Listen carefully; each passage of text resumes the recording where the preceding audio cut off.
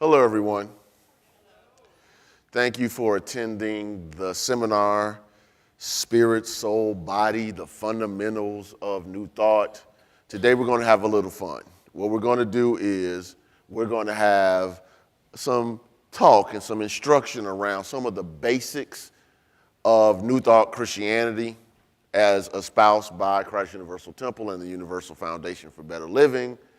Hopefully, from this type of study and presentation, you will determine that you want more of it. Now, as I'm looking at the faces in the audience, I'm realizing that you're a bunch of folks who obviously have already said yes to wanting more of this. That being said, it's always good to go over the fundamentals. It's always good to go over the basics. It's always good to make sure that you are aligned with the fundamental truths that will help you get the demonstrations that you want. So the hope from this seminar is that you will reinforce, for those who have been in New Thought for a while, reinforce your beliefs, reinforce your ability to demonstrate this good. And for those who are newer to it, because I'm sure we're going to do other things with this seminar, I'm sure it'll end up online and other things eventually. For those who are new to this, hopefully it will make them say, hey, let me get into a class. Hey, let me show up at Christ Universal Temple. Hey, let me get involved with other workshops and other things. We want to make sure that people have what they need to live better lives. Does that make sense? Yes. That makes sense. So I don't want to take a lot of time just talking about the overview, because obviously I want to get into some conversation around what we need to do and how we need to do it. That being said, it's important for us to know what this seminar is all about. So what I'm going to do is, so for those who might not know this, or as this seminar circulates later on, I'm going to have some quick bios read of myself and Reverend Ware, the co-presenter, and then we're going to get to it, all right? All right, so as I often say, are you ready for some hardcore metaphysics? Yeah. Great, because that's what we do.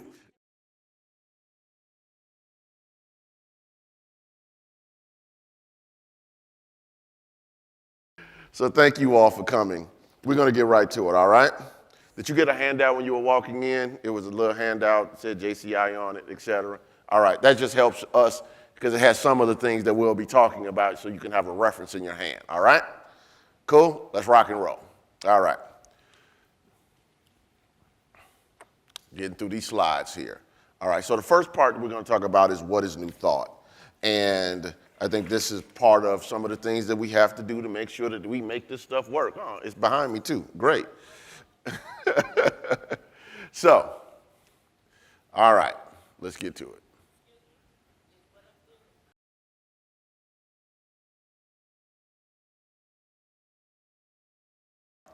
New Thought is a term used to cover a wide range of approaches to God, the world, our life, and its seeming problems. This is one of the basic definitions you get when you sign up for Basic Truth Principles Part 1.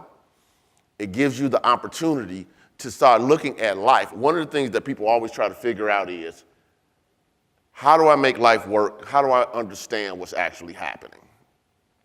And I think it's important for us to recognize that, because New Thought is a particular way of looking at life, at God, and how to work through what we call the seeming problems. It's a metaphysical approach. I love to call New Thought the science of demonstrating the God idea in humanity. It's one of the ways in which we approach all of these aspects of life, God, humanity, the seeming challenges or problems, is by looking at God from a perspective that's different than most, which we'll talk about a little bit later when we get to the what we believe stuff and the 5 basic principles, because we believe in a God that is absolute good. That's a very powerful statement. We believe in a God that is absolute good. Not good some of the time, but all of the time. Not good that's relative to bad, but good all the time. And when we start looking at life from that perspective, that God is this omnipresent good, it gives us a different way of looking at life. All right, we'll move on, okay? Now, there's a few ways in which we approach this. One of the ways is philosophical. Actually, metaphysics is a form of philosophy, and as you can see, it's this fundamental study of knowledge, reality, and existence. So when you start studying metaphysics, you're asking the why questions, okay? You know, what is the ultimate reality? What is really the truth? Why do things show up in existence? Why is life the way it is? So New Thought is an approach to these questions. Because one of the things that we are seeking to help people understand, and I often tell folks this, is that New Thought starts from a premise that's very challenging for folks in religion at times. And I'm going to talk about that more in a moment, which is there's something radically right about you. We often come from a perspective religiously that there's something wrong with you and that the religion has to give you the remedy. New Thought is starting from the perspective that there's something radically right about you, and we're going to teach you how to discover it and express it. And that's a big deal. All right, moving on. It's also theological. All right?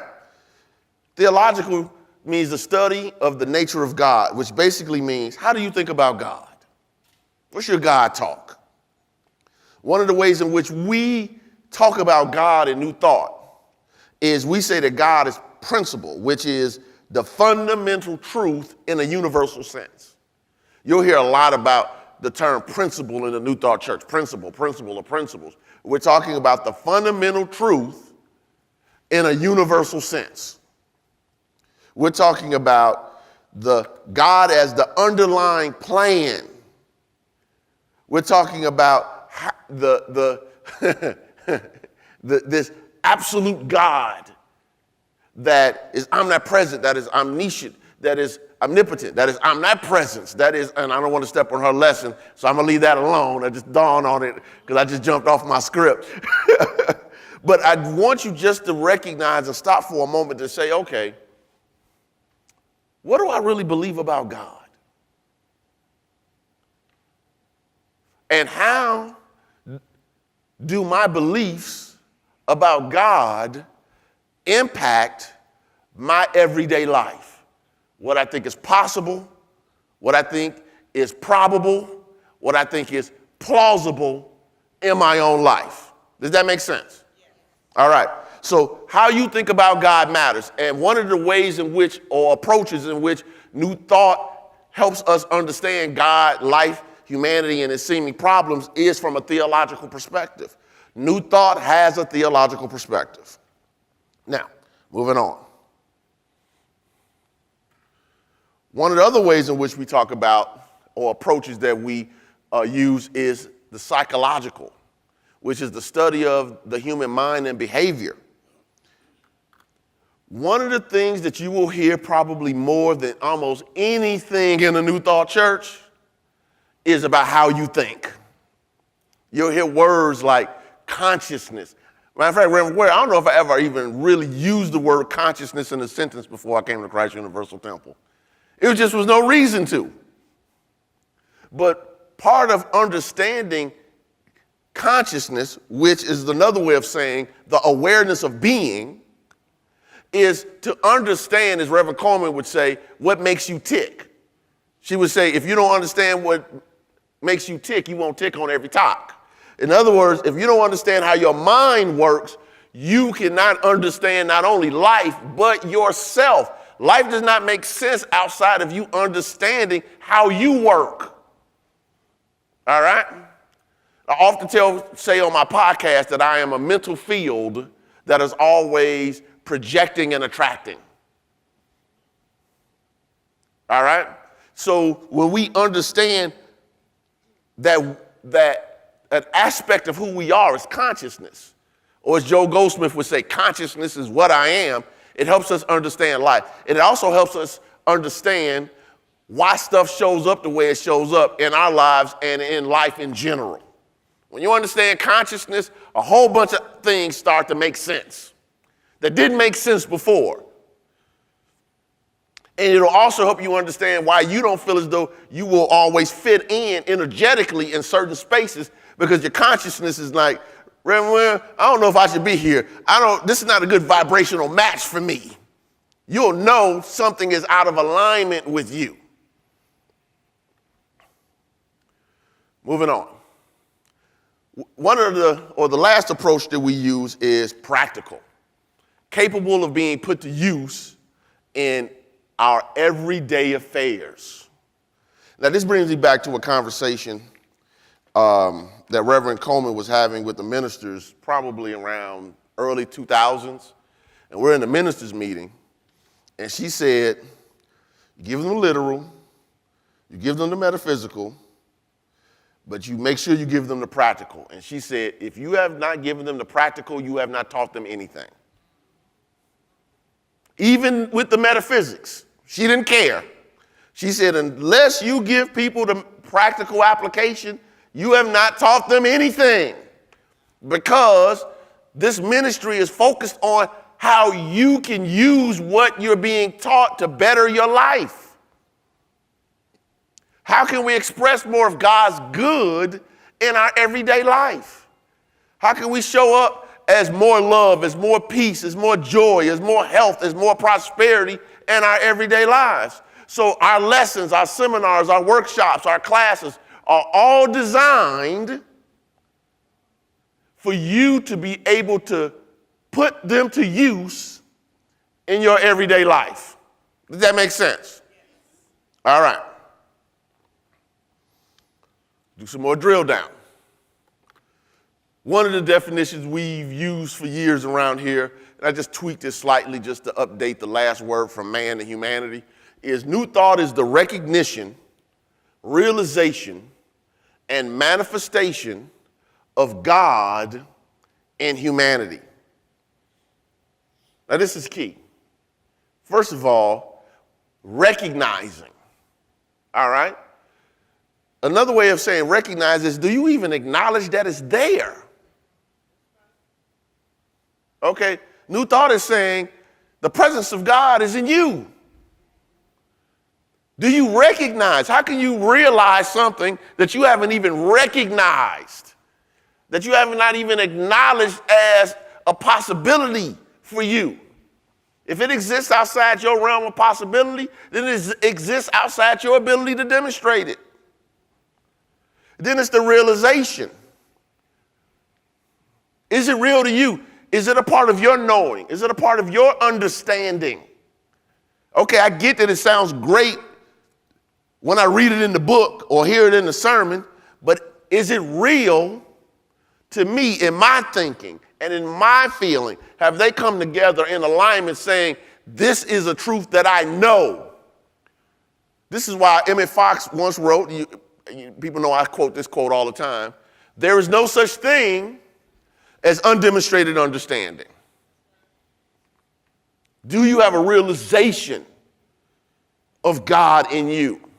And the manifestation. Manifestation just means that it's showing up out here. It's objective. It's not subjective, it's objective. What does that mean?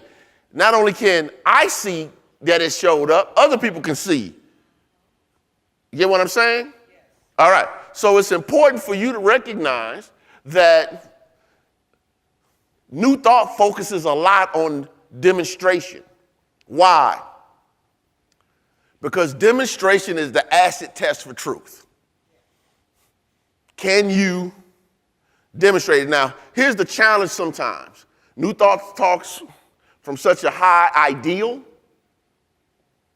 that sometimes it seems lofty to be able to say, how can I demonstrate this? But guess what? Step by step, brick by brick, thought by thought, feeling by feeling, belief by belief. You put it to work. But you learn this stuff not for it to be theoretical. New thought, and I taught this in a seminar before, I really believe is the science or the demonstrable knowledge of how to demonstrate God in humanity. I really believe that. And I invite you to that belief if you so decide. Next definition. This is from Charles Fillmore. Metaphysics. So when we hear the term metaphysics and metaphysical, what are we saying? Metaphysics, according to Charles Fillmore, and this is the definition we use in the Universal Foundation for Better Living, all of our churches. The systematic study of the science of being. You see that capital B? That means God. Okay? That which transcends the physical. By pure metaphysics is meant a clear understanding of the realm of ideas and their legitimate expression. Now this definition, and again, this is the overview, so I'm not, this one definition could be all 2 hours. Literally, and I'm not exaggerating when I say that. But we have other stuff to talk about. First of all, it's the systematic study. So you can study a thing, but are you systematically studying it? All right? That's the first thing. What are you systematically studying? The science. Again, demonstrable knowledge. What do I mean by demonstrable knowledge? When you say something is a science, you're saying that this is something that you can prove works. All right? Demonstrable knowledge of the science of being, of God, of spirit, of principle, of divine law. That which transcends the physical. By pure metaphysics is meant a clear understanding of the realm of ideas, and which Reverend Ware is going to be talking about later, so I'm not going to touch that. And their legitimate expression, which means they show up when expressed properly a certain kind of way. So now you got to wait for that good stuff for her to give you that, all right? Okay. What is a metaphysician? One skilled in the science of being. You see that term again, science. A student and teacher of the laws of spirit. This is key again. So when you call yourself a metaphysician, what you're really saying is that I am skilled in the demonstrable knowledge of spirit, of divine principle, of divine law. You're saying you're both a student. Why? Why are you a student? Because there's always more to learn. Nobody has it all. If anybody tells you they have it all, turn into the next direction, shake the dust off your feet and keep it moving. But also a teacher of the laws of spirit. Now, that doesn't mean that you're a licensed minister or teacher like some of us, but you teach through your example. Everyone is a teacher because everybody is demonstrating or showing up as something. Does that make sense?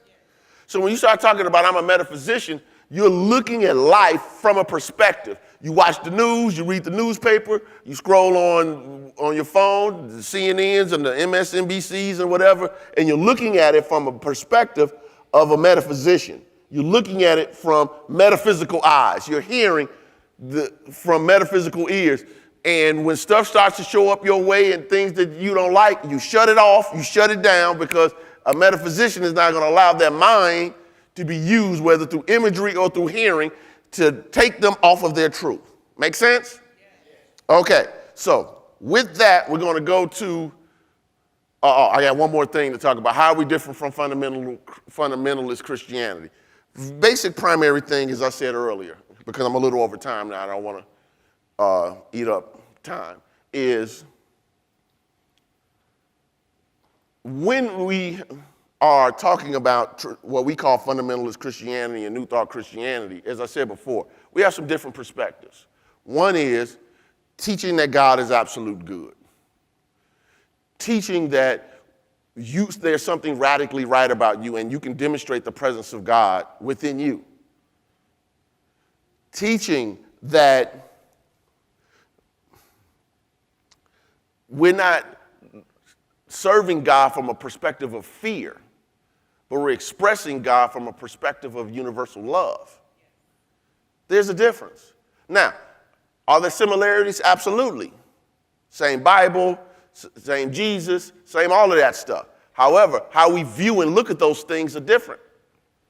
And guess what? It is okay for you to be able to say, I acknowledge and honor your belief, while I honor and acknowledge my own. I don't have to make you wrong for me to be right, or vice versa. What I can do is stand in the truth that God has led me to and seek to the best of my ability to live it. Make sense? All right. We're going to be alternating back and forth on some things. So now you have the right Reverend Alberta Ware. Good afternoon. How you doing? Part 2, 5 basic principles. Now see, I see students in here. Some of you have been my student. And in my old teaching mode, I would be passing out paper, giving you a test up front. But I'm not going to do that because there's some other people in here that I don't know. Okay? And so as we look at this, the 5 basic principles, basic foundation principles. Do you all know, or have you ever encountered a Jehovah's Witness? Yes. There's one thing about them that they know what they believe, what they're about, and they will quote Bible even if it's in error. Because their Bible is a little different than ours. Okay? I think that those of us in New Thought should be able to do the same thing. Somebody asks you, well, what is New Thought? You should be able to tell them. Okay? Somebody asks you, well, what are you doing over there? We should be able to tell them. What kind of church is that? It's a Christian church, right? And we believe in God, and we use the Bible. Because sometimes years ago, they said we didn't use the Bible.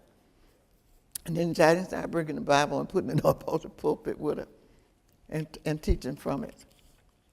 So when we look at our basic principles, the omnipresence of God. God is all there is, right? Do you agree with that? So why do you give your power to something else? Everything that exists, right?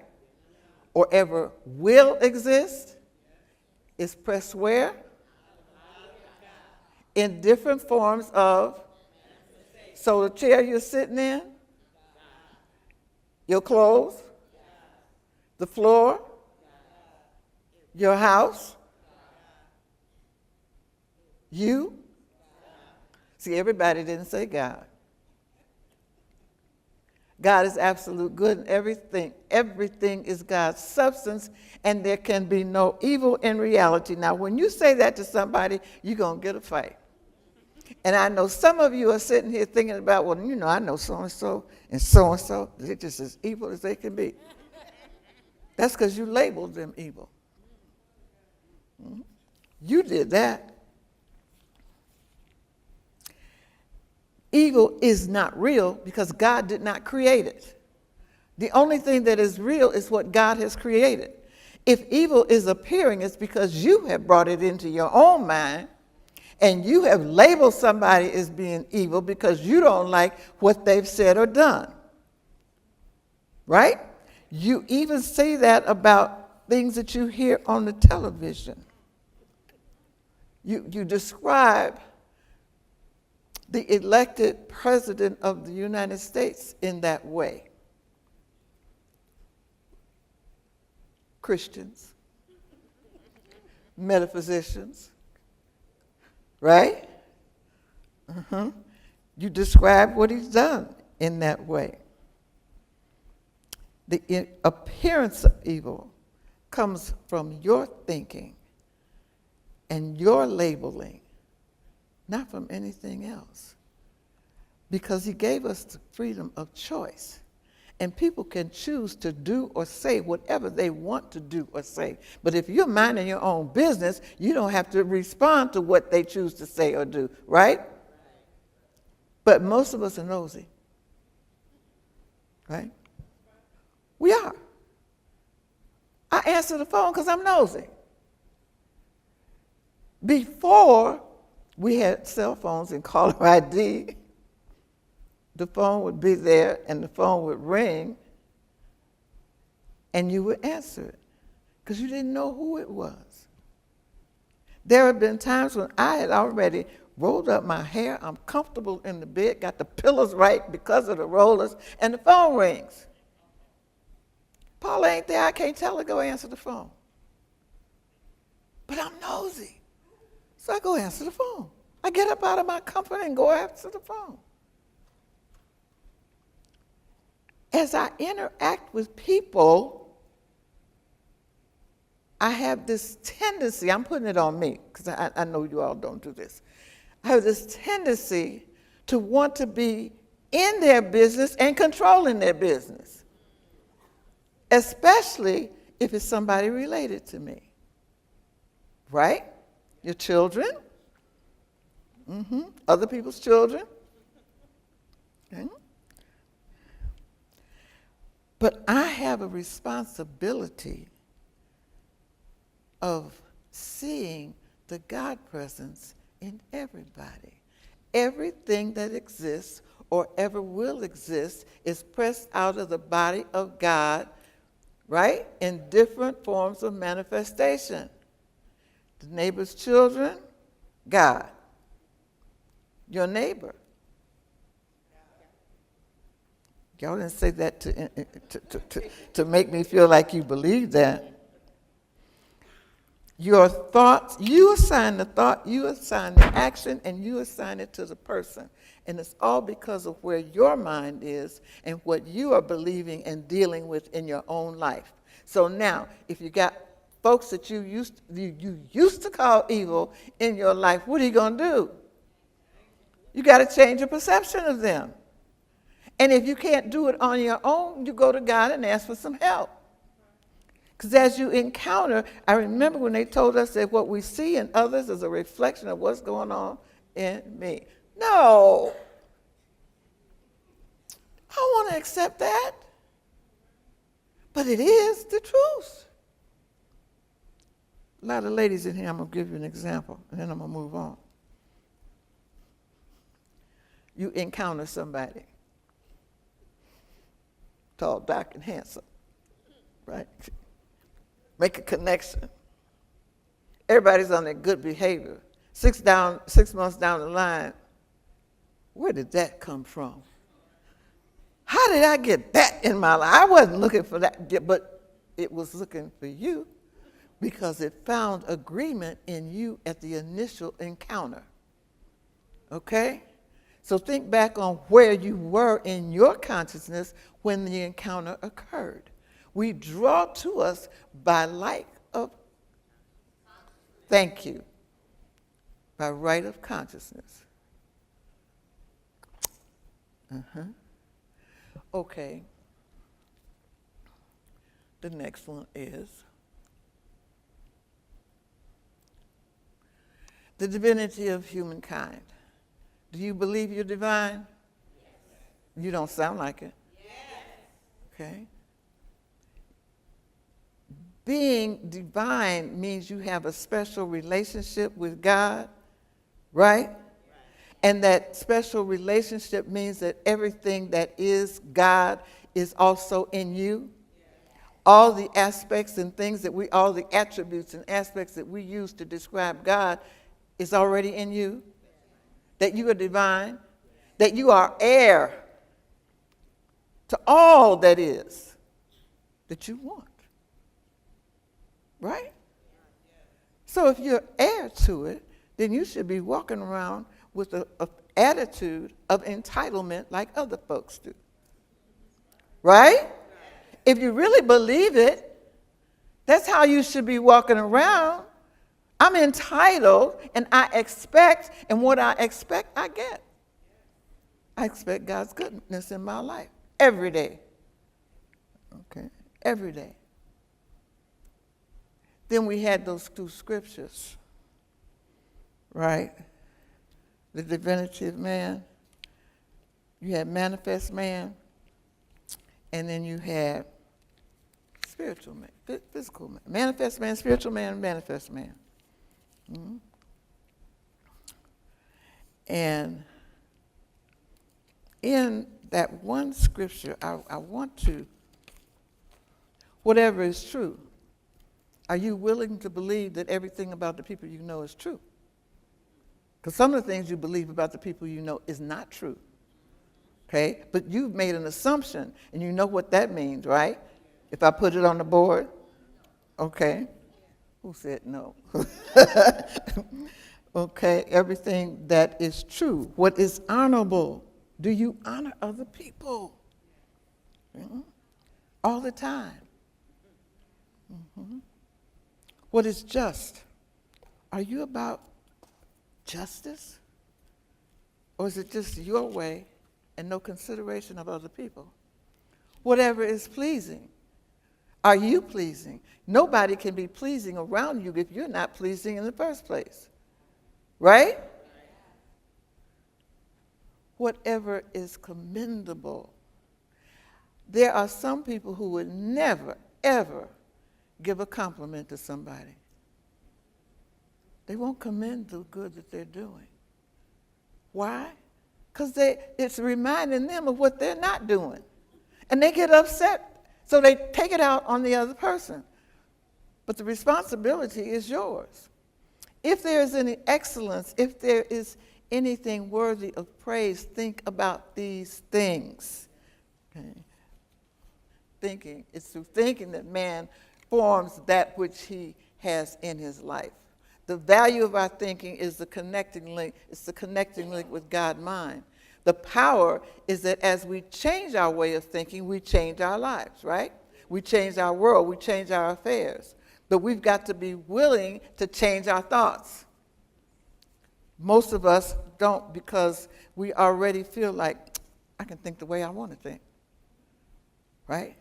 And because I say it's right. But it's not always right. Right in terms of God and good. So, what are you going to do about your thoughts? Hello? When? Okay, I'm going to see.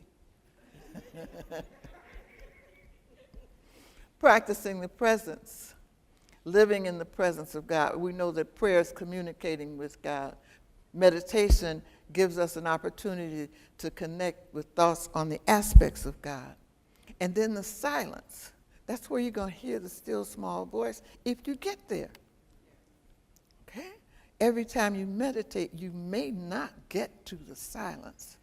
And don't beat yourself up because you didn't. Right? Also know that the still small voice will talk to you when you're walking down the street.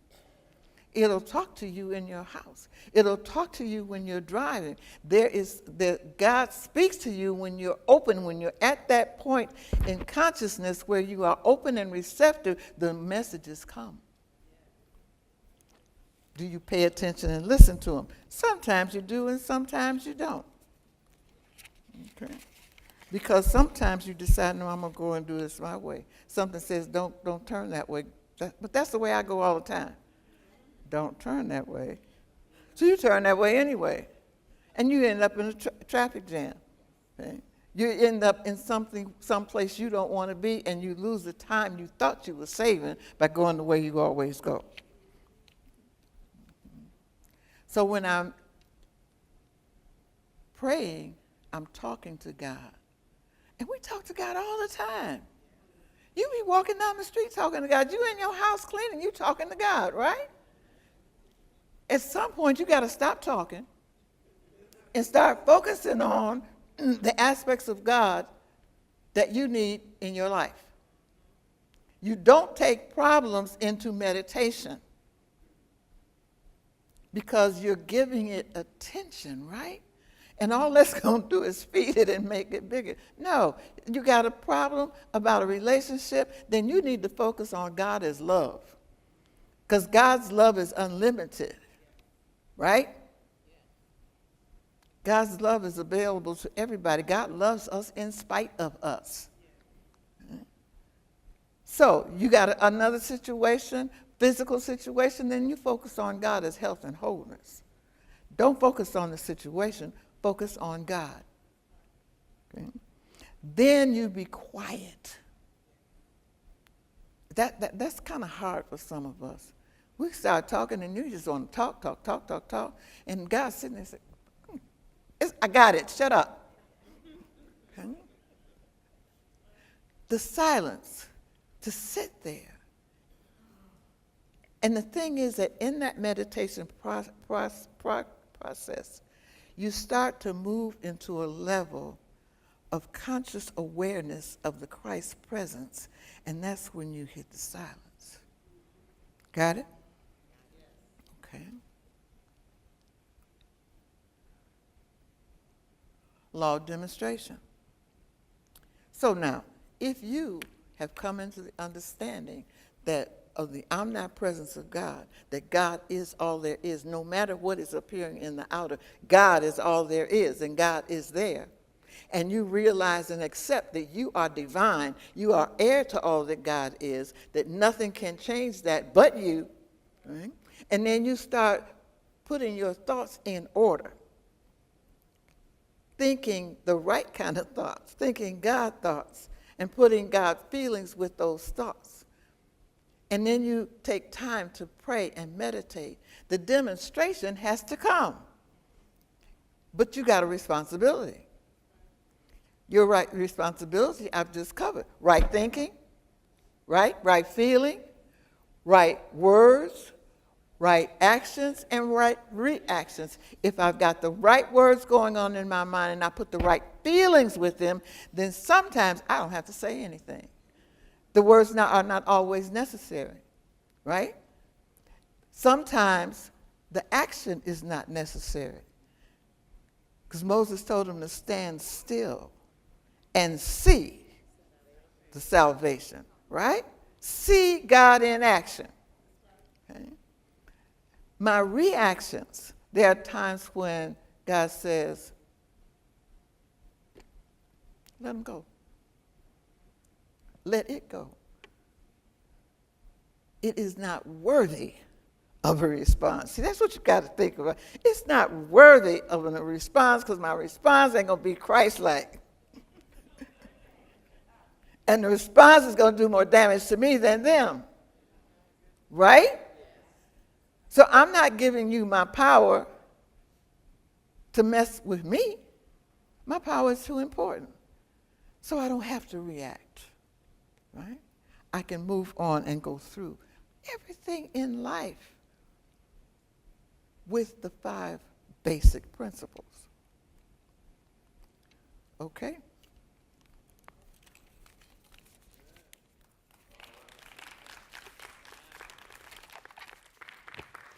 Okay, y'all, I'm back up. I'm going to leave this over here. All right, everybody. So at this point, you have the clicker. Thank you. I want to do a drill down. So this seminar came about because in my class in the winter semester, I was going through the spirit, soul, body. Man is a threefold being. And, you know, some questions came up, and people were like, well, can you do a deeper dive into this? So this was a part of this deeper dive. So what I'm going to do now for the next 15 minutes or so is just do a deeper dive into the man as a threefold being. Got it? Okay, so one of the things that New Thought teaches, which we get from the Bible, is that man or human beings are threefold beings. Spirit, soul, body. I like this pointer thing. Thank Beverly Joy. And you should have that in your handout. Now, when we say spirit, this is one of the things that we need to be clear about. When we say spirit, we're saying that there's an aspect within us that is like God. Genesis chapter 1, verse 26 says that we're made in God's image and God's likeness. That's what spirit means, all right? All right, this means God individualized. As Reverend Ware just taught, this is the divinity of humankind. When we say you're divine, we're talking about there's an aspect within you that is the divine expression of God. That's God's idea of itself. Now, it goes by different terms, different words. You might hear it as I am, as Moses says, I am what? That I am. Tell the people I am sent you. You'll hear terms like spiritual man or spiritual being as to create the distinction between the physical person that's showing up in your that you can see in the mirror. There's an aspect of you that transcends that, or there are aspects of you that transcend that. Again, image and likeness, like Genesis chapter 1, 26 says. 27, verse 27, I love when it says, so God created humankind in his likeness. I would say its likeness because I don't use the male, female pronouns when I define God. Male and female created he them. And at that point, it's really not talking about gender. It's talking about qualities of mind, the wisdom and love, but we're going to not deal in that right now. The Christ. Now, when we hear the term Christ, often we just think, oh, that's Jesus' last name. No. Christ is God's idea of itself. All right? Jesus magnificently expressed the Christ. Does that make sense? All right? Jesus magnificently expressed the Christ. The Christ is the God idea in you. The Christ is your true spiritual nature. I'm going to ask not to record, please. I see some folks with their phones out. I'm going to ask, please don't do that. I'll make this available later for everybody, okay? So, when we start talking about the Christ and the demonstration of the Christ, we have to recognize that when we're teaching new thought, we're teaching you how to demonstrate the Christ or the Spirit in you in your everyday life. The divine pattern. That's another way of saying, you ever seen a pattern? Anybody here sew? Okay, so my grandmother was, amongst many things, was a seamstress. And one of the things that she was gifted at was she could make clothes without a pattern, which is very difficult. I mean, like to the centimeter. But most of the time, you need a pattern to follow, right? So the Christ is the perfect pattern of what or how we should be expressing. Charles Fillmore says that, to paraphrase, that the Christ is the idea that contains all divine ideas.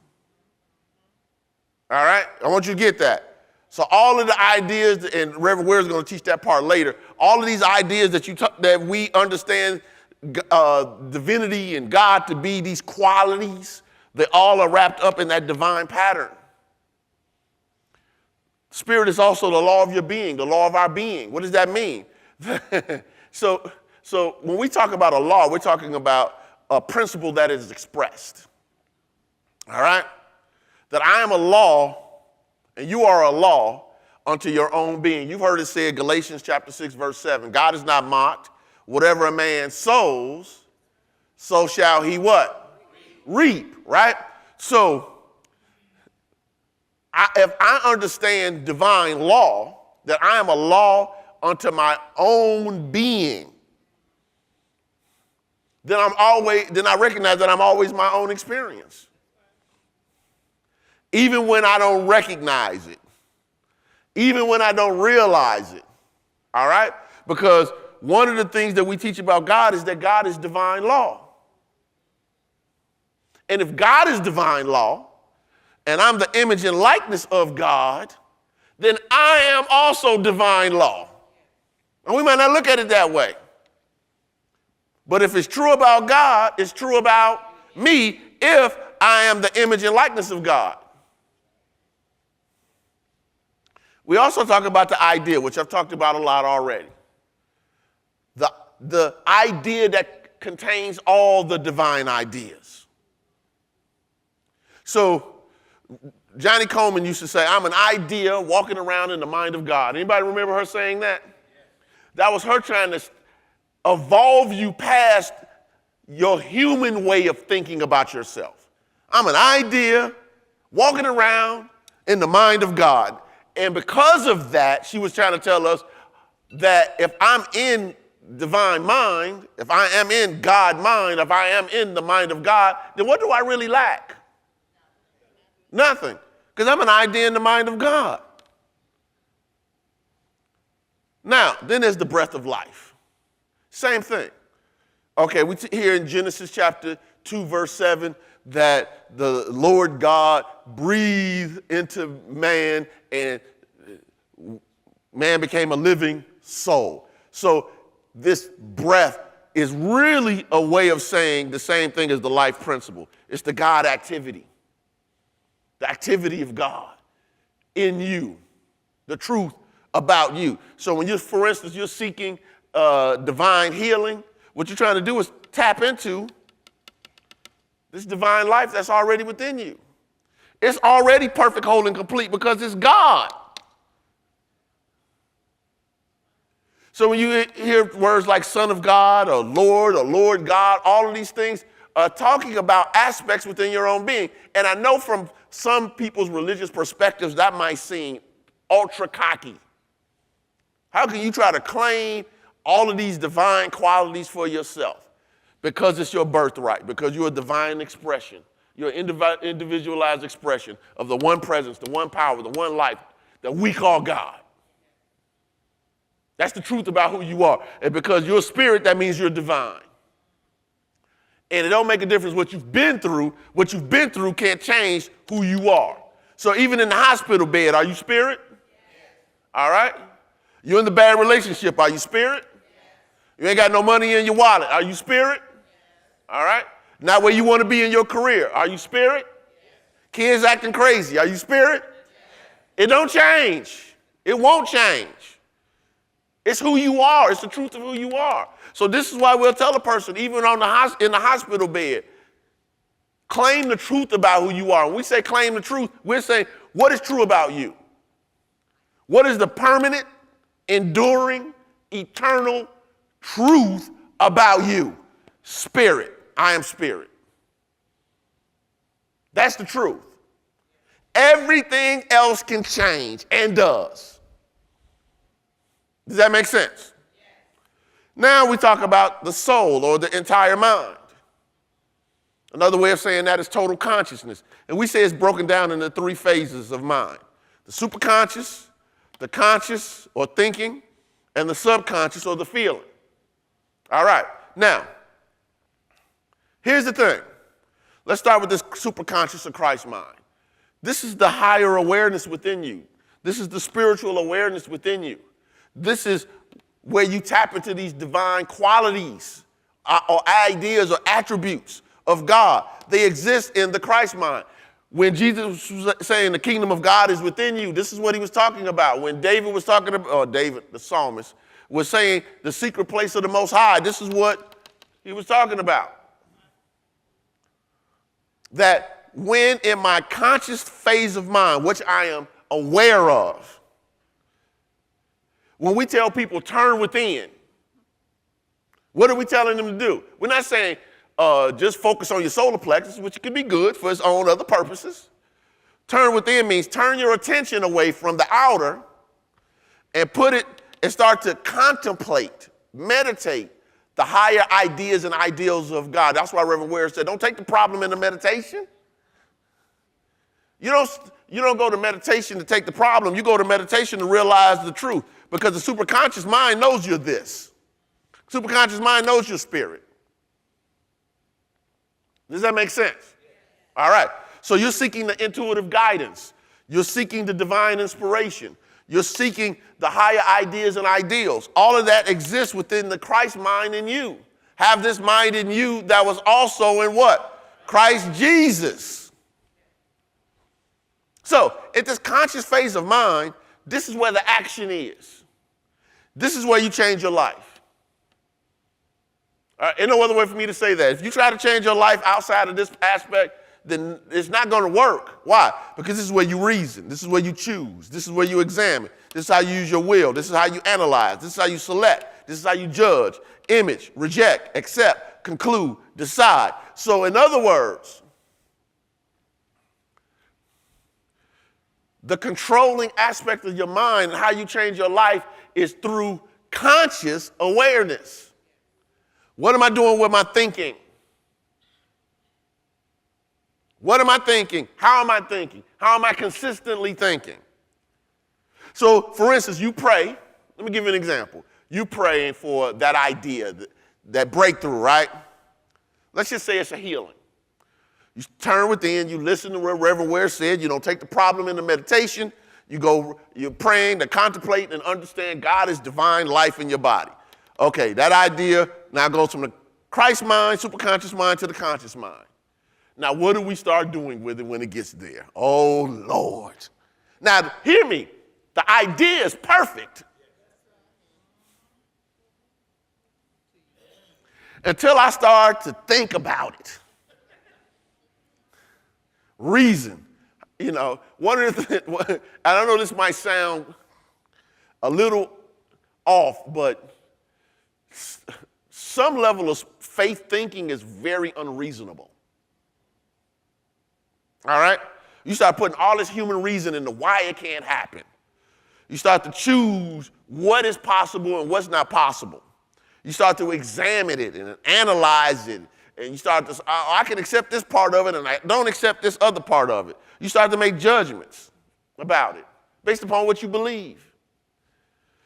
You start to have images. Can you image yourself perfect, whole, and complete, or are you bringing all the other stuff in it?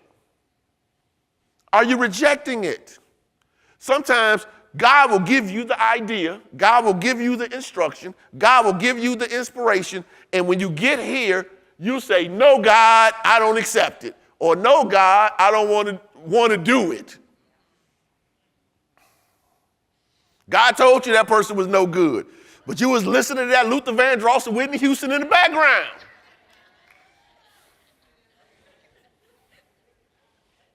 Loving you was wrong.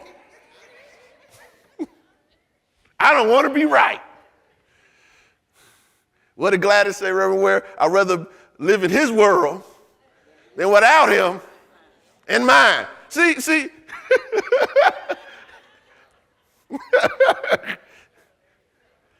The intuitive knowledge was pure. But we want what we want.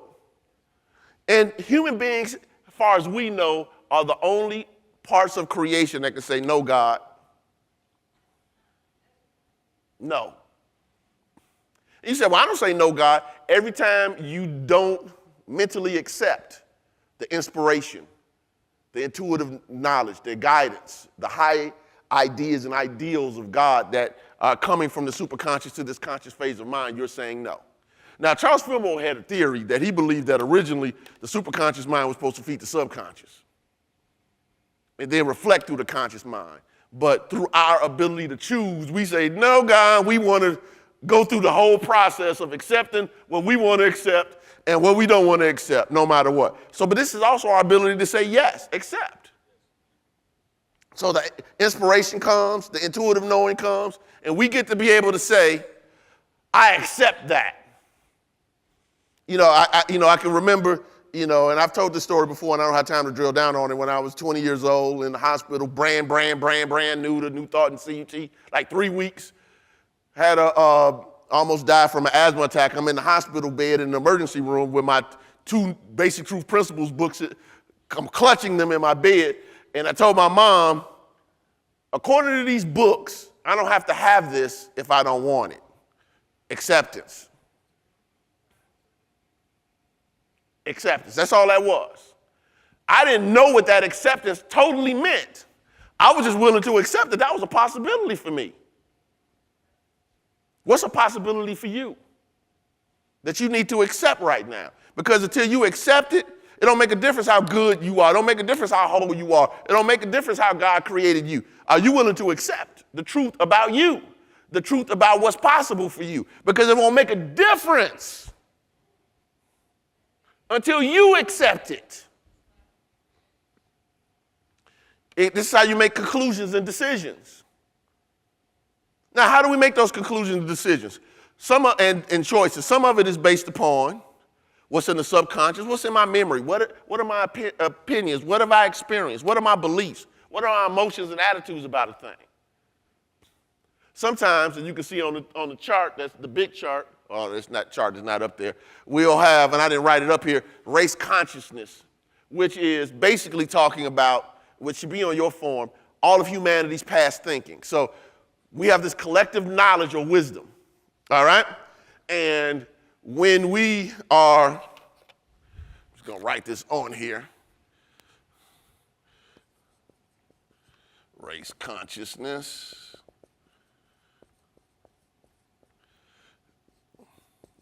Which is humanity's past thinking.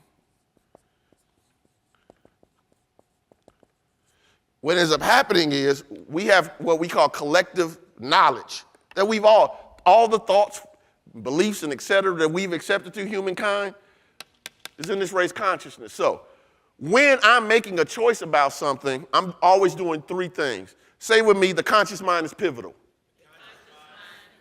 It's always doing one of three things. What are the three things? It's turning within, going to your subconscious, or it's going to the race consciousness. Superconscious, Christ mind, always right. Truth. Subconscious mind, all over the place.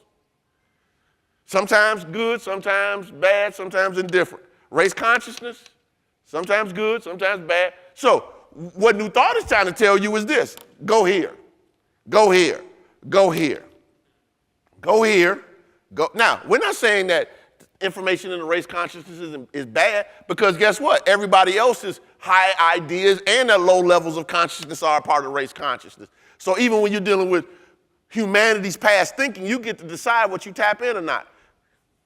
So based upon how you think and feel, some things you won't even see, because it's not a part of your, I'm going to use a computer term, it's not a part of your mental algorithm. So just like TikTok and Instagram put stuff in front of you based upon what you like and what you share and what you look at, guess what? The things that you're in alignment with in your thinking and your feeling have a high tendency to show up in your life, world, and affairs. Make sense? So when you start dealing with the subconscious mind, what did Reverend Coleman call the subconscious? Anybody remember? The tape recorder. So what she would say is that the subconscious mind's job is being impressed by the thinking. All right? So you're putting on the tape recorder what you want to see played out in the body. What is the body? The vehicle through which spirit soul expresses. But let me just tell you, the body is not just the physical body that you walk around in. The body is anything that has to do with your physical life. Car's body, relationships body, home body, church's body. So when I want my body to show up differently, I have to recognize that I have to put something different on the tape. So what we talk a lot about in New Thought is getting the alignment of the conscious and subconscious mind in alignment with the truth so it can express in your body, in your life, world, and affairs.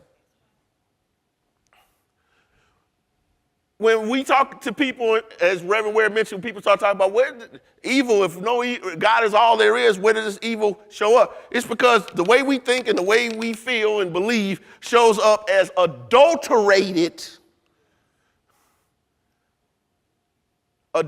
We adulterate what God gives us. We use it improperly. You all know what I mean when I say adulterate. You're not changing the essence of spirit, but in other words, if thinking and feeling are the mechanisms through which stuff shows up in my life, it doesn't make a difference how good I am spiritually, how I'm being fed these divine ideas. What's my consistent thinking patterns? What's my consistent feeling patterns? What are my consistent beliefs? And you have subconscious beliefs, but you also have conscious beliefs. If I ever redid this, I would put beliefs also in the conscious mind. That's just my belief. Because there are things you believe that you are aware of, and there's a lot of stuff you believe you are not aware of. And guess what? It's the stuff that you don't see just like an iceberg below the surface of the water that will wreck your ship.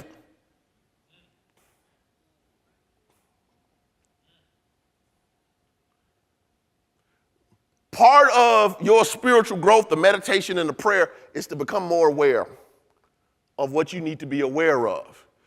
What's going on in you, and why is it showing up out here?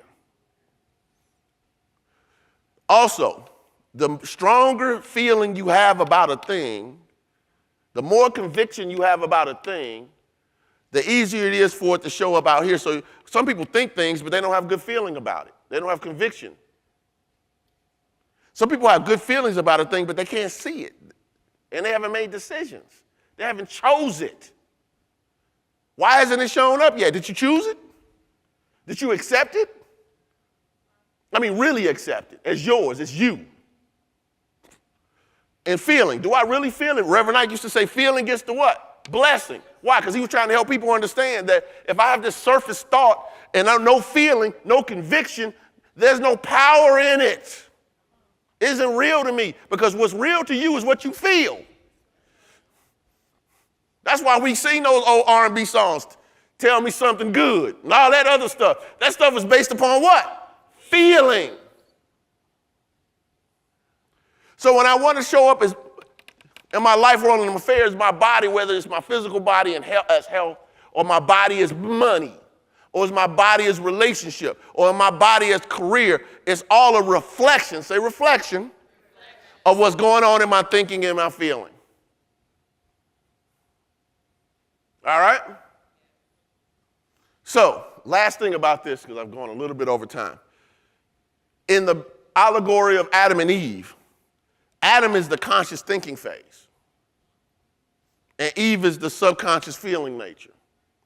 Eve is the mother of all life, right? So, what Eve gives birth to the experiences. But here's the challenge. When stuff comes out of the physical body, appetites, habits, or whatever, or race consciousness, that could be your serpent. Does the serpent go to your conscious phase, or it goes to your subconscious feeling nature?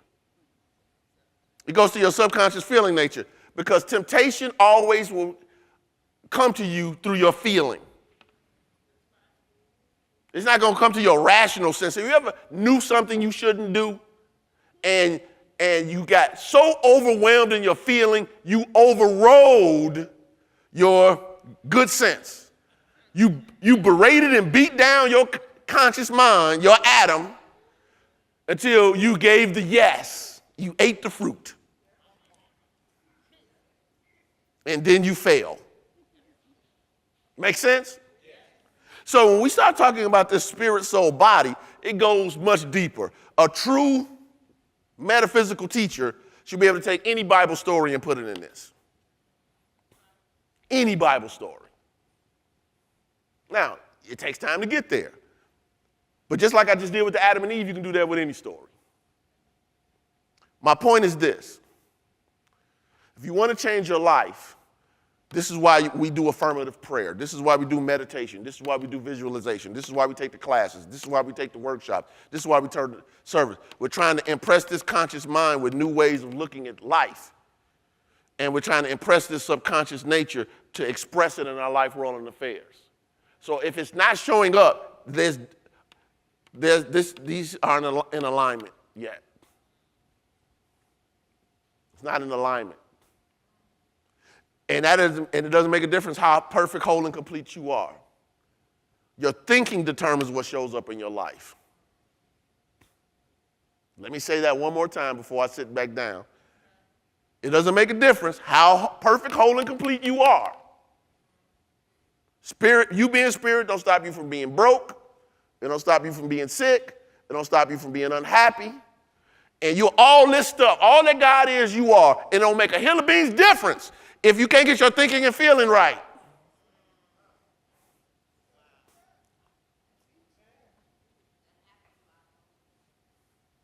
So we focus a lot of new thought on helping you understand your entire mind, your total consciousness, your total awareness.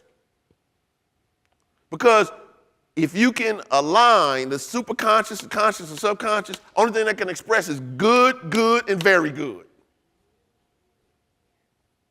That's the show. All right? Okay, we got to stop there, y'all. Y'all want more? Take a class. All right, where are we? Okay, we're at the love offering part. So we're going to take the quick love offering. We're going to do this in three quick ways, either the text to give, the online donation, or, CU Temple. You can do it under the tithes and offerings. Or Beverly, Joy, Gloria, and Crystal will pass the basket for those who want to give in person. Okay? All right?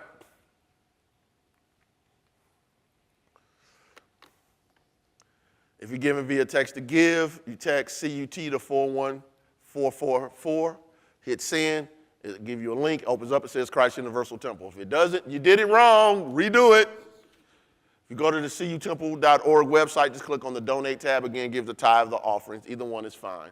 Or again, you can give via the offering. I don't have my phone for my blessing, but I don't want to use any more time. So repeat after me. If you have a cash or check, you can pick that up as well.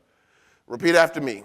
Divine love, through me, blesses all that I give, and all that I receive. Thank you, God. And so it is. Amen. All right. Thank you anyway. Okay.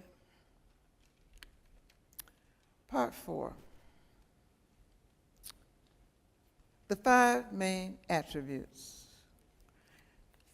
Terms we use to describe God. You cannot define God because that would limit God. God is all there is no limit to God. Do you agree with that? Yes. Okay. 5 main attributes: life, love, wisdom, power, and substance. Life, the idea in divine mind, not your mind, divine mind of activity, functions as health, wholeness, and energy. The fact that you are sitting in a seat, the fact that you got up this morning, life, right? From God, right? Functions as health, wholeness, and energy. Are you expressing the wholeness that you want to express right now this minute? A couple of you are. So if you're not, what are you going to do about it? You're going to work with your thinking and feeling, right? So that you can then establish that consciousness in you so that it gets to be where you want it to be. How's your energy level? Okay, stand up. That took you too long. Oh.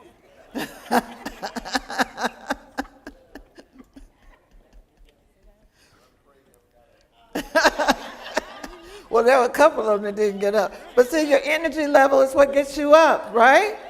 And if my energy level is low and slow and draggy, I'm going to move low and slow and draggy, right? I've been accused of walking fast, but I don't walk as fast as I used to. But my energy level is still there. Okay? I make use of it. Okay? Then we have love, the idea in divine mind of universal oneness. Binds, attracts, cements, unifies, equalizes. So now, this idea of universal oneness, the whole universe and everything in it, all the people in it. Hello. You know, that person that got on your nerve. You stopped calling it your last nerve, didn't you?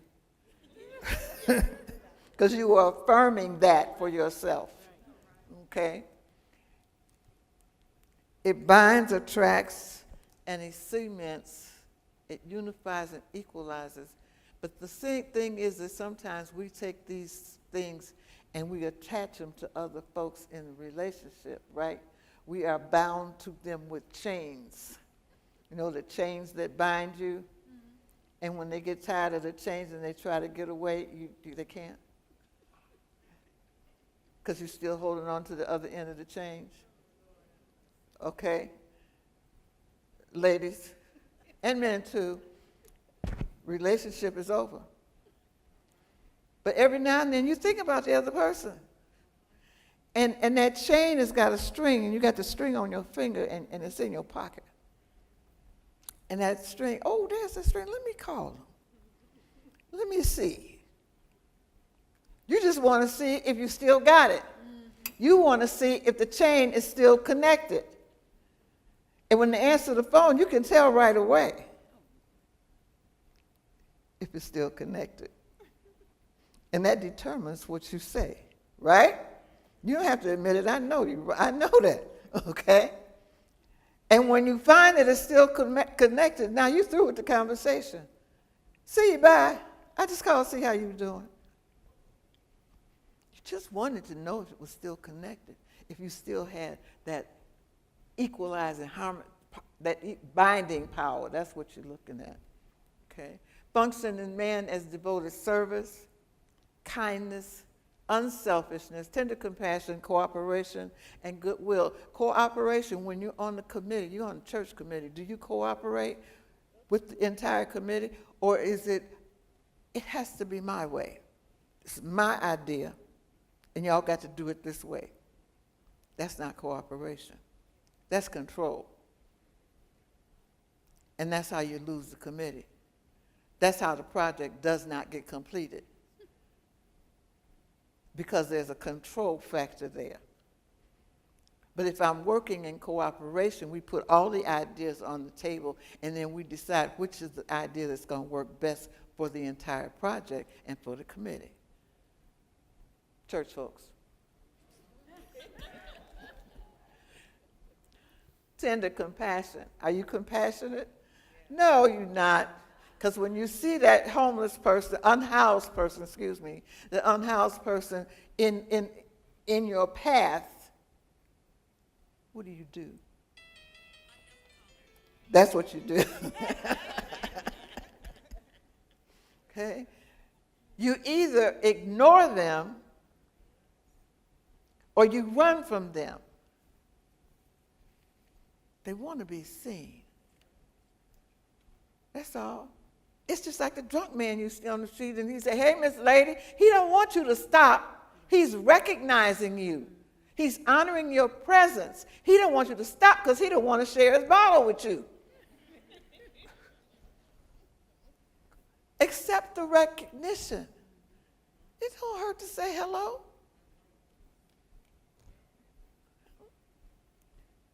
Goodwill. I think I'm going to leave that one alone. Because in my experience, and I'm working through it now, understand, I'm being clear, I'm being open. When it comes to goodwill, I have watched and I have judged other people because I didn't see their actions as expressing goodwill. So then I have to back up and say, okay, if you saw that, where are your actions? Turn it around. Right? But you got to be willing to turn it around. You got to be willing to say, okay, I saw it, so it must be something inside of me. I've labeled them as not having goodwill in this situation. Where is my will? It's not expressing good if I saw that there wasn't any goodwill in them. Then I need to back up and reverse and check myself out. Okay? All of us in New Thought are us metaphysicians, still dealing with other stuff. Okay? It works in the universe as attraction, magnetism, order, and harmony. And the thing is, in the universe, everything in the universe works well. It works like it's supposed to, except us. The trees bloom when they're supposed to. They drop leaves when they're supposed to. You don't have to go knock on the tree and say, okay, it's time to drop these leaves because I want to rake it up in one time. You don't have to do that. Nature knows what it has to do. The birds know what they have to do. Everything in the universe knows what it has to do, and it does it in divine order except us. And the sad part about it is that we're God's highest creation, so we should be working in a better order than anything else. Right? Mm-hmm. Okay, I'm going to leave it alone. Wisdom, the idea in divine mind of orderly knowledge. You've got a lot of knowledge, but what kind of order is it in? You got knowledge about this, that, and the other. And I'm going to leave that part of it alone. Functions in man as intelligence, intuition, and inspiration. How often are you inspired to do the right thing when the opportunity to do something else is standing right there? I just want to throw some things out for you to think about. Okay? Inspiration. How often do you inspire other people? When they're trying to do something, they're trying to grow, they're trying to help, they're trying to express, and they're having some difficulty with it, and you see the difficulty, do you support them? Do you help them? Or do you take over and try to run it yourself? They don't need you to speak for them. They need you to help them as they are speaking. They need you to help them by knowing that I understand where you're going with that. Okay? But if I'm not open to that, I can't inspire them. Your intuition, I think Gaylon talked about it. Right? You get that intuition, you get that feeling, you get the message about the person. And you ignore the message. Because. Right? Because. If it's a man, well, now you know why. If it's a woman, you know why. The men say, well, she's fine. We say the same thing. But intuition says it's not for your highest good. The thing is, I realize too, and I talk about it sometimes in class, that we don't always ask God before we make the decision, is this for my highest good? You don't ask the question because you already know inside, intuitively, that it's not, and you don't want to go to God about it because God's going to say, I already sent you the message. Because you've already decided what you want to do. Okay? Power. Idea and divine mind of authority and dominion. Authority and dominion is over yourself, over your own thinking and feeling, not over other people.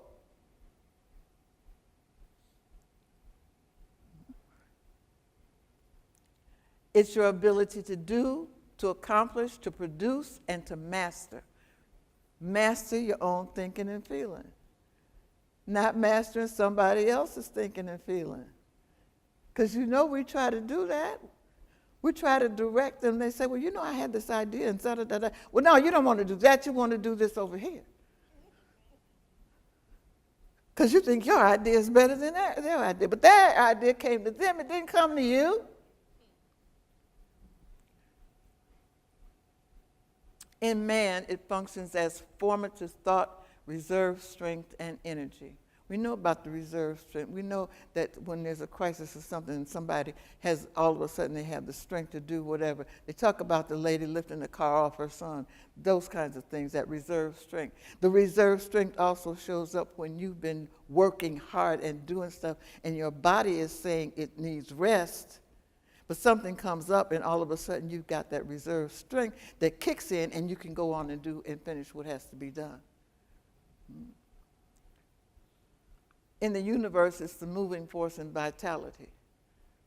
Substance, the idea and divine mind of perfect form. It functions in man as body, abundance, light, sound, and heat. In creation, it's air, earth, water, rocks, mountains, trees, animals, birds, insects, etc., food, all edible material, clothing, and building. We already talked about substance, because we said God, right? Life, love, wisdom, power, and substance. Everything is out of the substance that is God. I talked about the chair you're sitting in, the clothes that you wear. Everything that you have, everything that you see, everything that you know, everything that you touch is the substance of God in expression at some level. What are you going to do with it? What are you going to do with all of your 5 main attributes that are functioning within you that you have the power to utilize in your life? How are you going to utilize them? What are you going to do with them? You're going to sit there and say, oh, I got good notes, and then go home and do something else? I'm not like Gaylon. I'm not giving you homework, but I'm giving you thought work. I want you to think about these things. And so it is.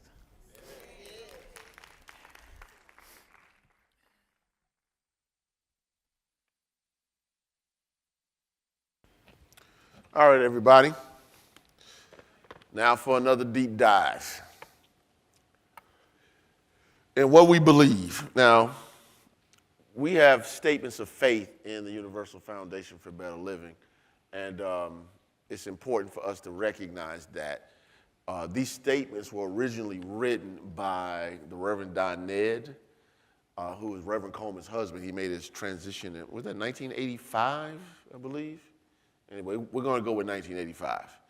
And he wrote these statements when Reverend Coleman founded the Universal Foundation for Better Living. All right, so let's get to it. First of all, what is believe? Before we drill down on it, believe is to have confidence in the truth, the existence, or the relatability of something. I just like to say it simply like this. It's what you accept as true. It's what you accept as true. All right? So when we say what we believe, we're saying what we accept as true. Got it? Yes. Okay. Beautiful, beautiful, beautiful. Okay. And you should have this in your handout. All right.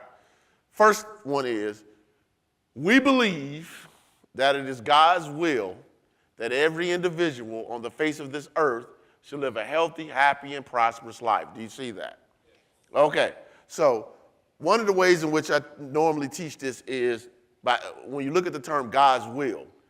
We teach in New Thought Christianity, in the New Thought movement, that God's will is absolute good. We also teach that God's will is in alignment with God's essential character or nature.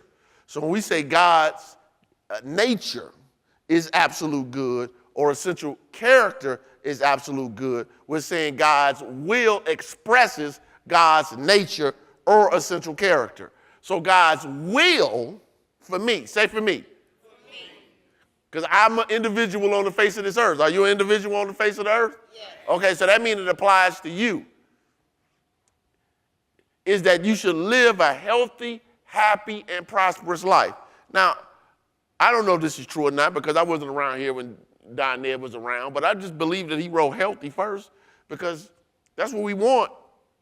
Because if you don't have the health first, you're going to use everything, all your other mental and physical resources to chase that health. So we want to be healthy physically, right? We want to be happy. That's healthy emotionally. We want to be happy. We want prosperity, all right? That's a healthy financial life. So it is God's will for me to live a healthy, happy, and prosperous life. It's God's will. Another way of looking at God's will is God's intention, all right? But I've already said that we can think out of alignment. We can feel. If I don't feel worthy,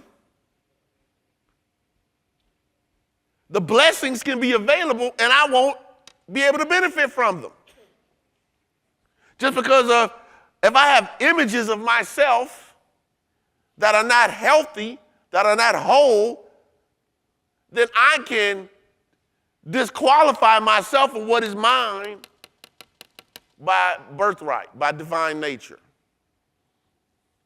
So God's will for every individual, not if you're in the right religion, if you're in the right race, if you're in the right country, if you're the right gender, if you're the quote-unquote right orientation, and all this stuff we make up are just labels we put on the can. The ingredients are all the same, spirit. God has one intention for you, that you live a healthy, happy, and prosperous life. And here's the beauty of God.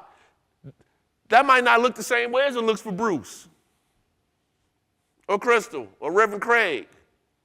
My healthy, happy, and prosperous life might look different than yours because I like different stuff. Right? Okay. The next one is we believe that such a life is within the reach of each one of us, and the way to its attainment begins. It begins with the realization that the kingdom of God is within us, waiting for us to bring it into expression. Now, this is another thing that I love about it. So this healthy, happy, and prosperous life is within the reach. Now, I love within the reach, all right, because within the reach means it's possible for me to have it. If it's outside of my reach, I can't get to it, right? This life is available to me. And the way that it's available to me is, is through the realization, the knowing, the understanding that the kingdom of God is within me, waiting what? For me. Let's personalize it. For me to bring it into expression. How do I bring it into expression? How I think. And we're going to deal with that. So the kingdom of God is within us. See, Jesus even said in the Lord's Prayer, thy will be done in earth as it is in, right. Before that he said, thy kingdom what? Come. Not go to the kingdom. Bring the kingdom to 11901 South Ashland. Bring the kingdom to where you are, where you live, and where you go. Bring the kingdom, all of these qualities and attributes that Reverend Ware just taught, bring them here, where I am, right now. That's bringing the kingdom of God into expression. And here's the beauty of it, waiting. God's not going to force it. Sometimes I wish God worked that way. Okay, God, you know I'm ignorant about some things. But no, you have to wake up. Most people that know me know that my favorite movie is The Matrix. The whole first movie was about waking up to who he really was. And then when he woke up to who he really was, the bullets were being shot at him. And he just had his hand out. And the bullets were just falling. And the guy would run up and he's like, you know what? I don't even need both hands. I'm just going to get away from me. Because I know who I am now. The things that are problems and challenges in your life are only there at a level of understanding. At a higher level, they're no longer problems and challenges. But this kingdom of God, this power, this awareness, higher awareness that you are spirit, that you are the one, is waiting for you to recognize it, waiting for you to realize it, waiting for you to express it. The next one is, we believe that we can bring this kingdom forth by practicing what? The universal spiritual principles handed down through the ages and taught by our way short Jesus Christ. Yet again, so the kingdom of God is within us. How do we bring it forth? By practicing those 5 basic principles. Omnipresence of God, divinity of humankind, the value and power of thought, practicing the presence, the law of demonstration, by understanding these attributes that are already within you. We're not teaching this today, but the 12 spiritual faculties or ideas or gifts. These are all ways of understanding it. By taking time to affirm the truth, to pray and meditate and visualize and vision who and what God is in you.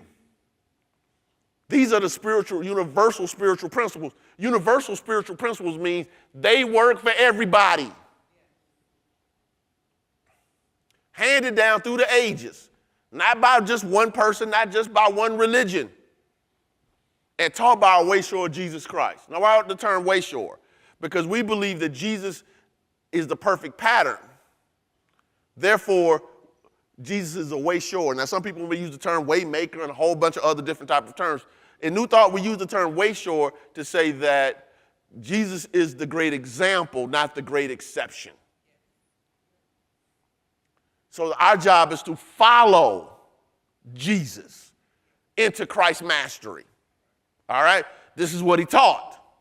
And so we're saying if you practice what he taught, you can demonstrate more of who you are. Because who you are is spirit. The I am, the spiritual man or being, image, likeness of God, so on and so on. Make sense? Yes. All right. The next one is we believe that it is God's will. Let me move this on. We believe that with Jesus, that our experiences are the reflections of our beliefs. And therefore, the key to happy and successful living is what? Right thinking followed by right action. So I love we believe with Jesus. I love that statement so much. Because we're saying this is what Jesus believed or taught. We believe with Jesus that our experiences, what's showing up, are reflections of our what? What's going on in this thinking and feeling? What's going on in my consciousness? What's going on in my awareness? What I accept is true. My experiences are reflections of what I have accepted, consciously or unconsciously, to be true. You can accept something at 6 years old, never go back to reevaluate it, and that program is still running. Somebody tell you you're not worthy enough. Somebody tell you that you go up to in classroom in third grade and you write something on the board and it's wrong and the kids laugh at you. Now you don't want to stand up in front of the crowd. It's a belief. The belief only has the power that you give it. What does a key do? It unlocks something, right? It gives you access, right?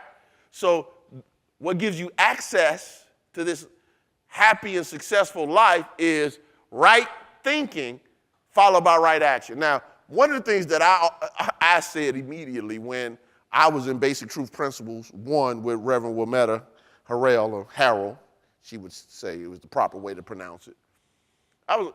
What is right? As soon as it was said, see, I'm a person who asks questions. I don't sit anywhere and not ask questions. I will wear you out with questions. It's not always the greatest attribute when you're married, but you know. All these questions. But I need to know. That's my thing. I need to know. And right is according to principle. Let me give you a simple way of thinking about this. What's true about God and true about me, spiritually. So this thought that I'm thinking, is it true about God? Is it true about the real me, the true me, the spiritual me? These actions that I'm taking, do they reflect the truth about God and the truth about me? This action I'm about to take, is it reflective of the truth about who I'm about to do it to? That's the difference. So when I start asking myself what is right, I just have to ask myself, is it true about God and true about me? And keep it simple. Moving on. We believe with Jesus that the basis for right thinking is love. So you're asking yourself, how do I get to this right thinking? Love. Love. Love. Over and over again. In the first epistle of John, it says, how can you say that you love God who you have not seen and not love your brother and sister who you have seen? Oh, I love God, but treat people poorly. Oh, I love God, but treat yourself poorly. It's inconsistent. It's out of alignment.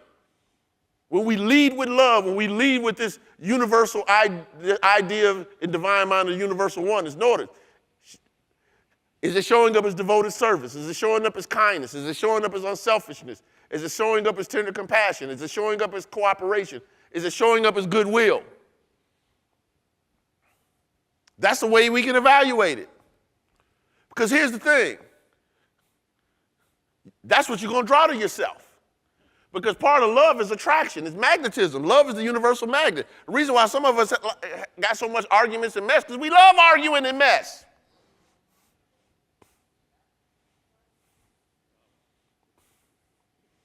Some people don't feel alive until they're in a good fight, but we ain't got time to get into that.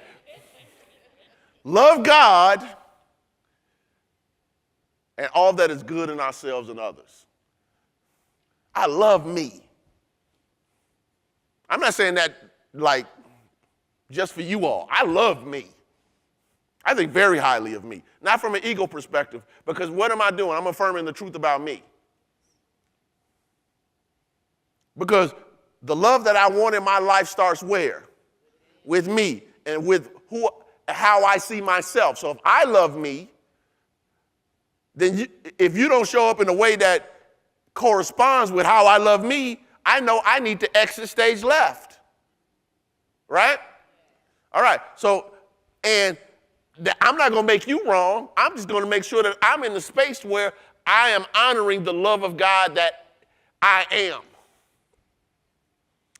Moving on, we believe that learning to listen to the whispering of the still small voice within us will ensure that we are guided in the right action. So how do we get to this right action? How do we get to this love? By learning to listen to the whispering of the still small voice within. This is that intuitive knowing, that intuition and inspiration from the superconscious mind. Where you tap into that wisdom, that intelligence, intuition, and inspiration. Let me make it real plain. Slow down. Get clear. The more you practice slowing down, pray, meditate to get clear, the easier it will be. Because it might not come as a voice, it might come as a thought or image, it might come as an intuitive feeling. It comes different ways.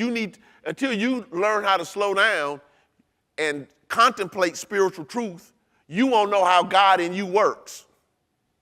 For me, I'm like in the Matrix, the download. I just start getting a rush of thoughts, this and that and whatever, etc. Some people see visions and dreams. Some people have energy they feel in their bodies that tell them, I should do this and I shouldn't do that. People function differently. You need to know how God in you moves. And you can't do that if you're not willing to learn to listen to the whisperings of the still small voice, however that shows up, because that will ensure that you're guided in the right action. Every person has an internal GPS system. God's planning system is what I call it. To help you get to where you need to get to help you miss the stuff you need to miss, to help you walk into the blessings that you're supposed to have. Slow down. Just don't get up. Let me get my coffee. Let me get brushed. Slow down. Put some time into your day to where you are consistently checking in by tanking your conscious thinking into this superconscious Christ mind through prayer and meditation. And we don't pray, please God, beg God. We do affirmative prayer. We don't do the begging and beseeching. We affirm the truth about ourselves. Moving on. I have so much more to say and not enough time, because Reverend, I got to be finished in 2 minutes. All right. We believe that rather than devoting our primary efforts to providing for the needy of the world, the time has come to make available to all people everywhere a teaching that will enable them to provide for themselves by learning to release the divine potential within them. Now, when people read this, they automatically think, oh, they aren't trying to help nobody. No. The key in this is primary. Our primary job as a UFBL church, CUT is the mother church, is to teach you how to release your divine potential. Now, do we still collect things for people, food and supplies and coats and all the other stuff that we've done? Yes. Many of you all are part of those contributions and programs through Ambassadors of Love and other groups, where we do these things, through our pastoral care. So you know about that. But that's not our primary function. And some ministries, that is their primary function, and God be the glory. But who's going to teach the people how to release the divine potential spirit in them? That's our job. That's our assignment. That's what the founder said Christ Universal Temple was created for. So sometimes people want us to act like everybody else's church. That's not our assignment. We'll do all the other stuff, but our primary responsibility, our primary calling is to teach everyone who's willing to learn how to release this divine potential within them. That's what we're about. Get with us if you want to get better. That's what we're about. All right? As Jesus says, I have meat to eat you know not of. Last one. We believe that the universal foundation for better living, not the last one, I got 4 more, Jesus. The universal foundation for better living is a vehicle for spreading such a teaching. That's self-explanatory. We believe that a mighty new wind is blowing. People everywhere are hungry for practical techniques that will show them how to fulfill the good desires of their hearts. We're seeing this new thought stuff pop up everywhere. Preachers who used to talk about new thought are now talking new thought, but they don't want to call it new thought.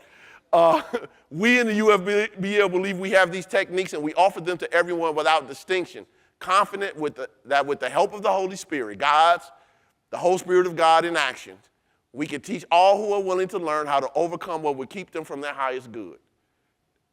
We believe people are beyond the space right now where they just want religion for religion's sake, a religion for community. People are looking for answers. They want life to work. They want life to make sense.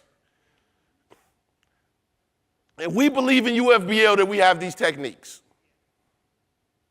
And every class, every sermon, every seminar is to help you understand these techniques so you can improve and transform your life. Moving on. That was it, right? No. Yeah. Reverend Ware. God bless.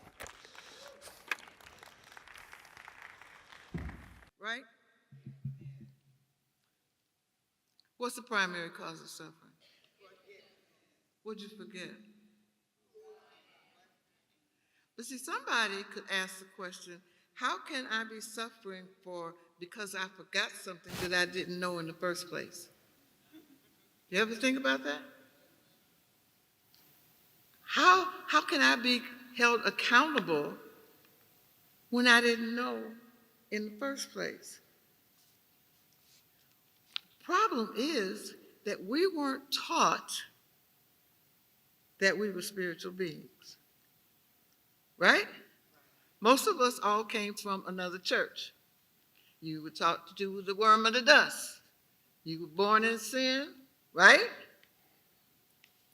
So we didn't know there was another possibility.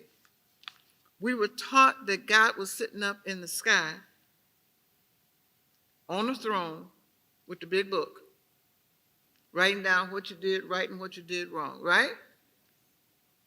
But I always ask the question when you took your first plane ride, did you see the throne? Did you see his big foot? Did you see the book? Did you see the fat angel babies with the wings flying around? No, but you saw the allness of God. Because the fact that you were defying gravity in a plane going to your destination was God. That you could look out the window and see the streets below, and that's God. We see the clouds, we're going through the clouds, the whole 9 yards, that's God. But we weren't taught that was us too. Okay?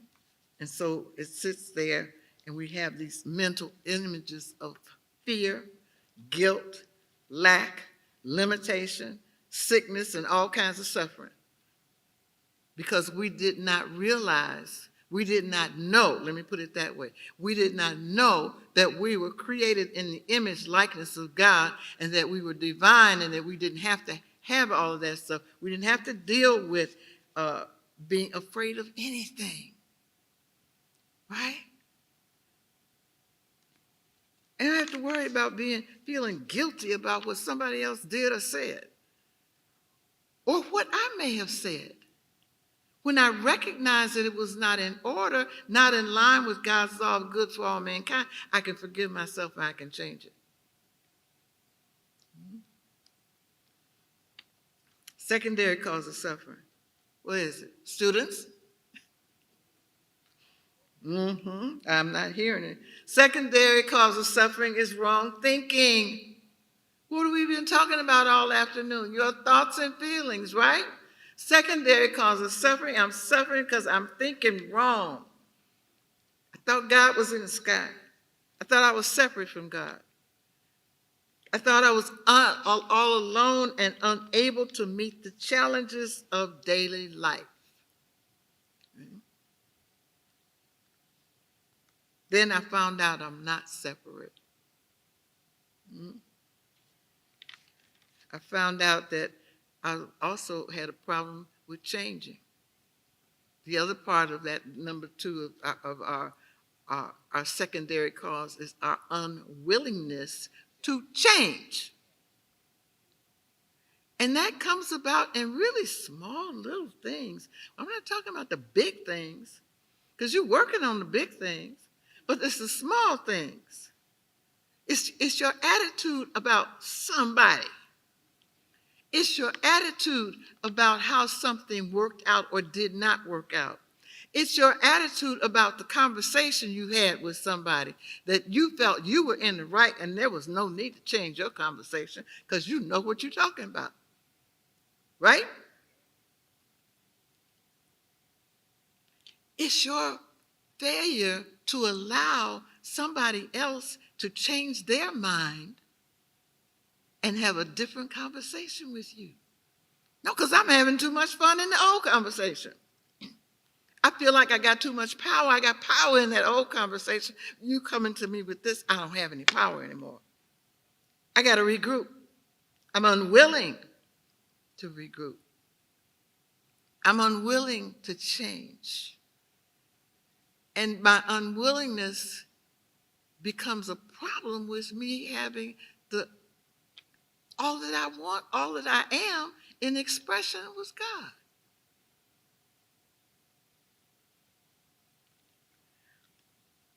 Sometimes people are unwilling to change because they're afraid. They're afraid of what other people might think. They're afraid of what other people might say.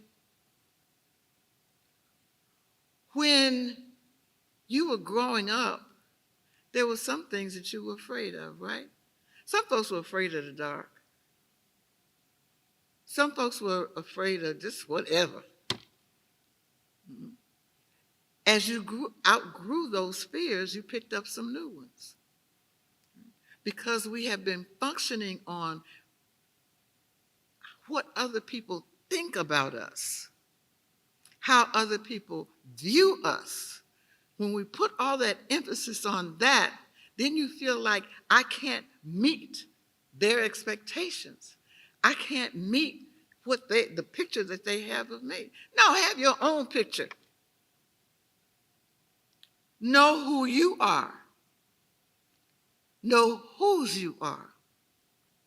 When you are locked into knowing whose you are and who you are and what you have access to, all the attributes of God already in you, waiting for you to use it, you don't have to fear anybody. You can stand tall with anybody. I don't care what their station in life is. Don't become overwhelmed because they got titles. Title is just a name, right?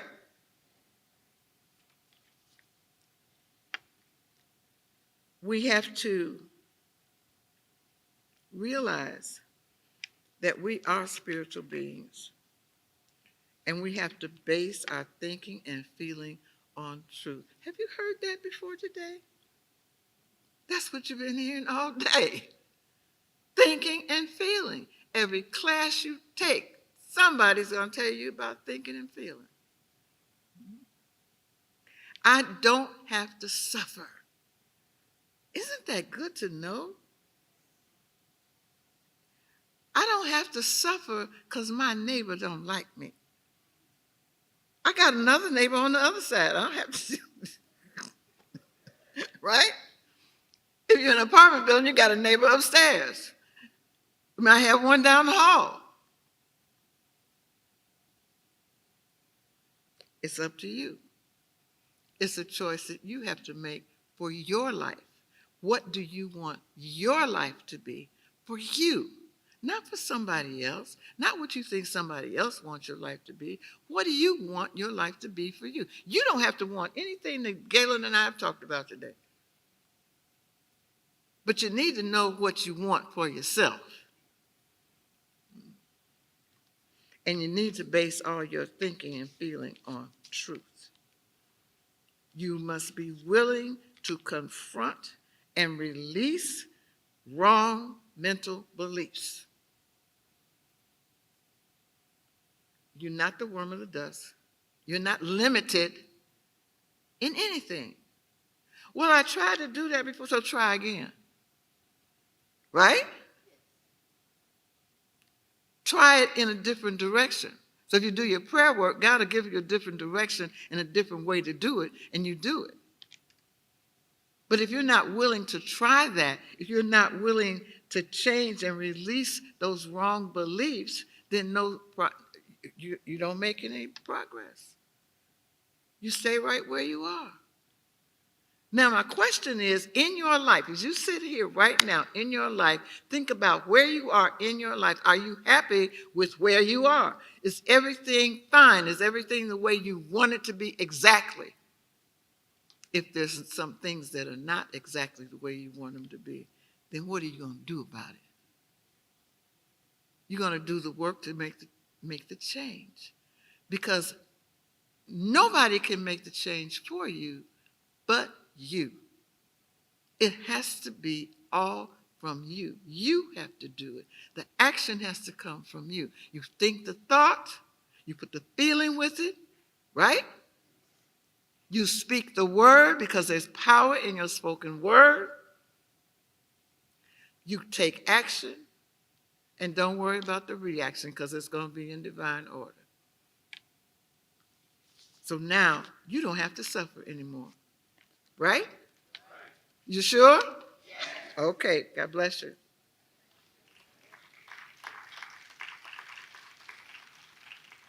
All right.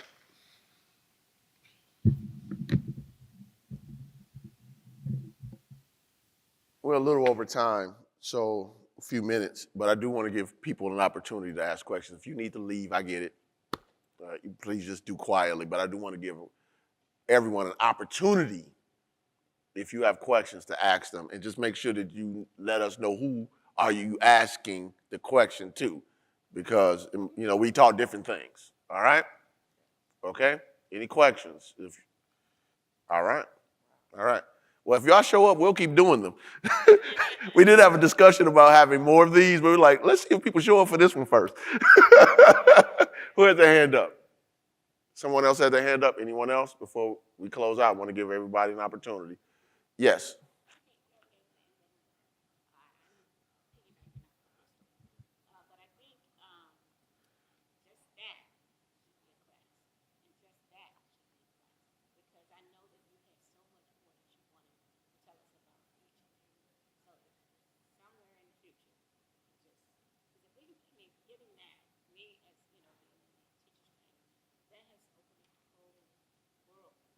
I'll look at it. Yeah, I'll look at it. I mean, we're here to help you all get what you all need. So it'll be acknowledged. I wanted to do it this way first. Obviously, this could be its own 2 hours, and that anything we taught today could have been its own 2 hours. But this was the overview to get people in class to study, et cetera, et cetera. Anyone else? I saw one more hand, and we can. Was it one more hand? Okay. So I do want to just remind you all, for those who who want to do a deeper dive. I don't know if the bookstore is open right now, but like Lessons in Truth by H. Emily Cady, the new I'm about to say a New Way of Thinking. That book has been out of print for about 25 years. Okay, that's from Basic Truth. When I was taking Basic Truth Principles, when that was part of our classes. New Thought Christian by William Warch. These are some fundamental books that you can study. Discover the Power Within You by Eric Butterworth. The Catherine Ponder books. Reverend Coleman, It Works If You Work It. Open Your Mind and Be Healed. There's so much stuff that's in the bookstore already. Get the booklets, get the pamphlets. I always tell all of my students, get the Mental Equivalent by Emmett Fox and Life is Consciousness by Emmett Fox. 2 little booklets you can take with you, put it in your pocket or purse, study it when you want to study it. They're full of truth. And it's something this thin and this small that you can take with you. So look, we're going to do more of these. We're going to do more of these and we're going to cover more subjects. We had discussed possibility of doing the 12 powers next. So we'll see. We'll sit down and talk and see what's best for us to do because we want to make sure you get the fundamentals. That's what counts, the fundamentals. Because as Reverend Coleman says, I am the thinker who thinks the thought that makes the thing. When you understand that, you can make life work. And that's what we're seeking to do, all right? So thank you all for attending. Whenever we put this online, for those who watch it, thank you all for attending and supporting. And make sure you get in the class, you show up for the workshops. You show up, why? Because it's not just the information, it's also collective consciousness.